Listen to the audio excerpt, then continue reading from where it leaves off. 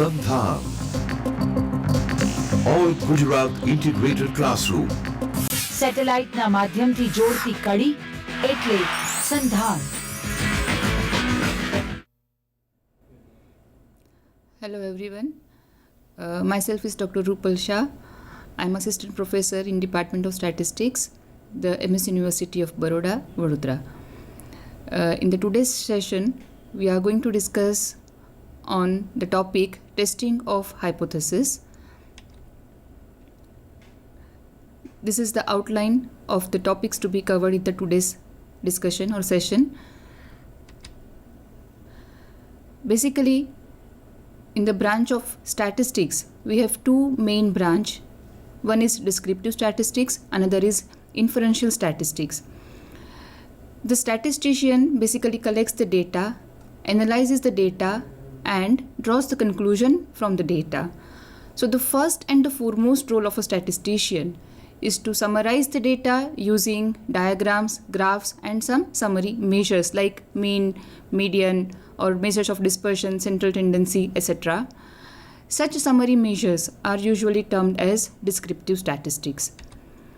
But no scientist is just satisfied with the summary of the data. For example, if a biologist conduct an experiment on few plants but would like to contend the similar conclusion for the entire species of that particular plant, which is not possible just on the basis of the small sample which has been collected. Or for example, a public health administrator collects the information regarding the average consumption of water per household, but just on the basis of fewer data, he cannot conclude regarding the entire community or entire locality or entire city. So the such information which is collected could be used for prediction and control purpose by statistician using what is called inductive reasoning or which is called statistical inference. So this branch of statistic, that is inferring, inducting something on the basis of sample, that is called statistical inference. Some basic concepts regarding the statistical inference. The population. Population is defined as the collection of all the elements under the target group. Now here we say element. We do not say that population here. Meaning of population does not mean always a human population. It may be a population of farms. It may be a population of household. It may be a population of human beings. It may be a population of plants, etc. The sample is some smaller part, is a fraction of the population. Now each unit in the population, it is modeled by the probability distribution. That means suppose under some population, for some population we are studying some characteristic. Okay, let us say that we are studying household income, okay, in some community. Then each figure collected for every household regarding the income, that will have some pattern. So all the population values can be modeled using some pattern. So looking at the pattern, we can model the given data using some probability distribution. Parameter. The constants which are used to specify that particular probability distribution, they are called the parameter. Like for normal distribution, the parameters are mean and variance. Or let us say if we have a binomial distribution, then we talk about number of trials n and the probability of success p. So this n and p will be the parameters for the binomial distribution. Or if we talk about a Poisson distribution, then the rate of occurrence of an event, say lambda, that is called a parameter. So in general, parameters are the constants which are used to specify a particular probability distribution. The statistic. Now, because of we are having only, as we say that, we collect a sample information from a population. So we only have the data regarding a smaller subset of a population. But if from the same population, we go on taking different samples of the same size from the same population, what may happen is the characteristic under study, what we are interested in measuring, that may have different values. The values can vary. For example, if I'm interested in the mean of some population and I'm taking one sample from that population, okay, so I have some figure for mean. But if from the same population I take another sample of the same size, say n, then my units which I selected in the sample, they may be different, and because of that my mean will be different for the second sample. Similarly, if I collect the third sample, again my sampling units will be different, and so my figure for the mean will also be different. Thus, the value of the characteristic which you are interested will vary from sample to sample, because you are taking a sample, you are not studying entire population. So this will vary.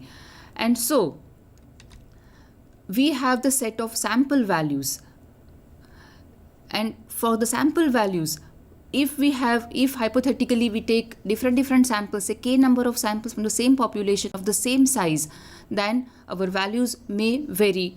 And this statistic which we are interested in, for example, as I said, that suppose we are interested in finding the mean, then mean of that sample, that is called a statistic. Now Basically, another way we can define a statistic is any function of only sample observation which does not include any parameter of the population. So it's a function of sample observation which is independent of the population parameters. So as we said that because of this statistic, for example, x bar is a statistic, summation xi square is a statistic, variance of the sample is a statistic. So these statistic values will vary from sample to sample. As we say that if from the same population we take different samples of the same size, our value of statistic will vary from sample to sample, and this is called sampling variation. So the distribution of the statistic itself, that is called a sampling distribution. That means suppose I want to find a sampling, I'm interested in the statistic x bar, then for the different samples, say for k possible samples, I have the values x1 bar, x2 bar up to xk bar. If I model this sample means themselves, then I will again get some pattern. That means a sample mean will also have some probability distribution. They will also follow some other probability distribution. And the distribution of the statistic, it is called a sampling distribution. The sampling distribution forms the basis for a statistical inference. So, descriptive statistic is concerned with the statements which are derived from just one sample, whereas statistical inference is concerned with the statements about the population, entire population, but that is based on the sample information. Thus, we can say that statistical inference is a process of inducting something about the entire population on the basis of the sample information or the sample data which is available to us. In practice, it is not required to take k number of possible samples. We need only one sample, or we can do the inference only on the basis of a single sample. But we are also interested, before inducting, we need to know that what could be the distribution of that statistic. In practice, you never need to take multiple samples. You can draw the inferences on the basis of just a single sample which has been drawn. But what you need to have is the distribution of statistic, and that statistic is related with the population parameter regarding whose inference you are interested. Now, some concepts of statistical inference. Statistical hypothesis. A statistical hypothesis is a statement or is an assertion about the probability model followed by one or more random variables, or in particular we can say a hypothesis is a statement about the parameters of the probability distribution which is followed by the random variable under study. For example, the statement like the average breaking strength of a cable is at least 7,000 per square inch. So this statement can be called a hypothesis. Or if we may say that in a binomial distribution, the probability, or suppose we say that in a coin tossing experiment, the probability of getting a head on a particular trial, that is say P is equal to 0.5, that means we say that the coin is fair. So this is a hypothesis. Or if we say that the coin is biased towards getting ahead, then this is also a hypothesis. So hypothesis is in general a statement regarding a population parameter, or maybe it's a statement regarding the distribution that is followed by the population itself. Now in hypothesis testing or in significance testing, it is a method of testing a claim or a hypothesis about a parameter in the population, and this hypothesis will be tested based on the data which has been collected using a sample. The best way to determine whether the hypothesis is true or false, that means the best way to judge about the hypothesis is obviously to examine the entire population.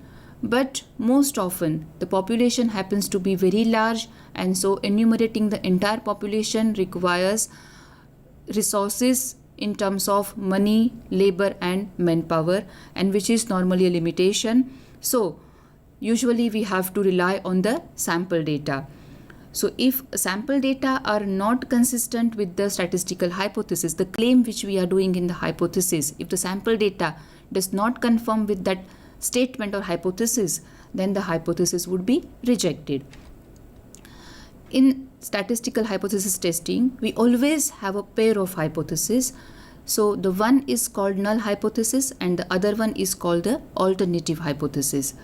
Null hypothesis is denoted by H0, that is H0, and it is usually the hypothesis that the sample observation, the result purely from chance, that is there is no bias, the sample is random, in a way we say that, okay. Whereas the alternative hypothesis is denoted by H1 or say HA, and it is the hypothesis that sample observation are influenced by some non-random cause or some non-random factor. The null hypothesis represents usually a theory that has been put forward either because it is believed to be true or because it is to be used as a basis for the argument, but it has not yet or not so far been proved.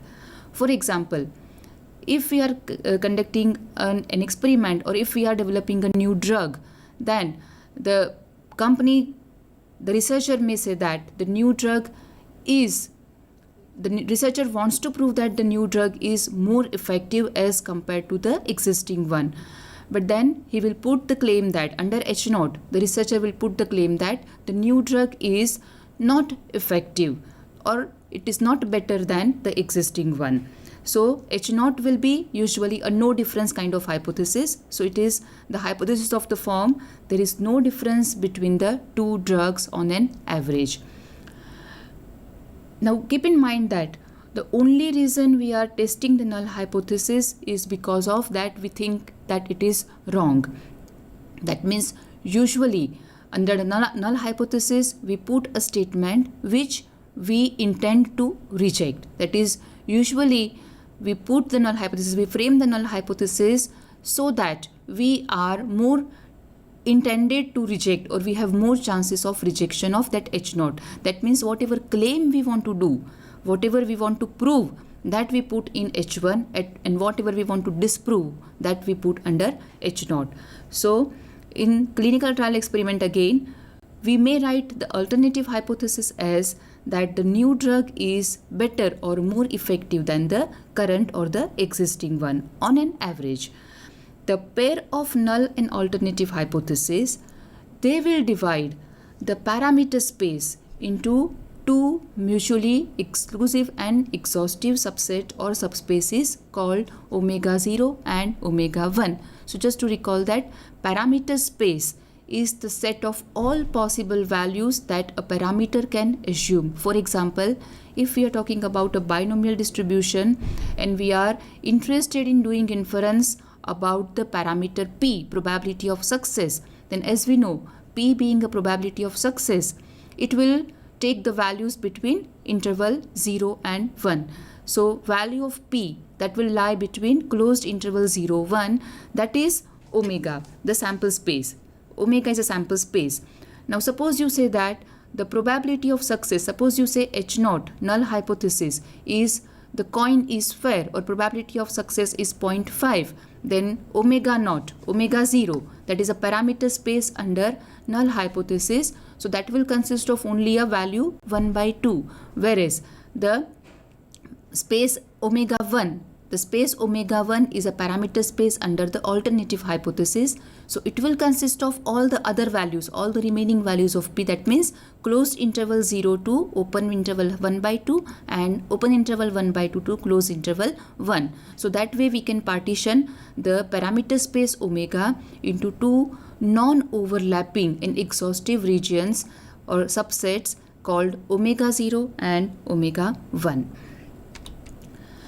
Now, whenever we are going to do the conclusion, because ultimately from the data the statistician is to draw the conclusion. So whenever we draw the conclusion, then we say that we always draw conclusion regarding the null hypothesis.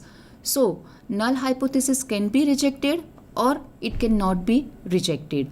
So if it is not rejected, then can we say it is accepted? So that means, can we say that, can we use the word accept the null hypothesis? So some researchers or some statisticians, they say that we should not say that we accept the null hypothesis, but we should say that we do not reject the null hypothesis, because you are having, if you reject the hypothesis, it's okay, because on the basis of the available sample, it is not in favor of your H naught, so you say that you reject H naught.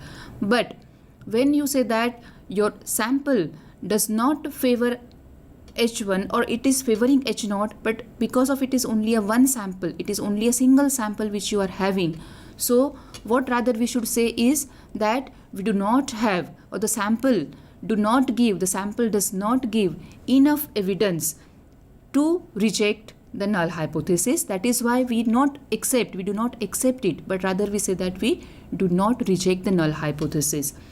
So what's the distinction between acceptance and rejection or failure to rejection?